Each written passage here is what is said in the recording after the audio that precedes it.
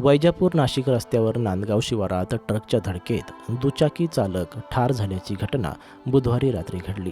अमन हनीफुद्दीन शेख वय वर्ष 22 असं मृत तरुणाचं नाव आहे. तो वैजापूर शहरातील खान गल्ली भागात राहत होता. एका खाजगी रुग्णालयातील रुग्णवाहिकेवर चालक म्हणून काम करत होता. या घटनेबाबत मिळालेल्या माहितीनुसार बुधवारी रात्री 10:30 वाजल्याच्या सुमारास अमन हा दुचाकीवर नांदगावच्या दिशेनं जात होता. त्यावेळी समोरून येणाऱ्या ट्रकनं दुचाकीला जोराची धडक दिली. त्यामुळे अमन हा गंभीर जखमी झाला. नागरिकांनी तातडीनं अमन यास वैजापूर येथील उपजिल्हा रुग्णालयात दाखल केलं.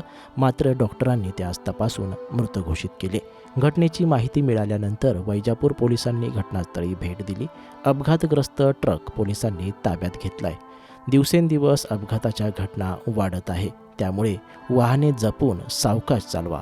आपण कितीही व्यवस्थित चालत असलो तरी एखादा समोरचा व्यक्ती व्यवस्थित चालत नसतो. म्हणून गाडी चालवताना चहूबाजूंनी लक्ष असणं गरजेचं आहे.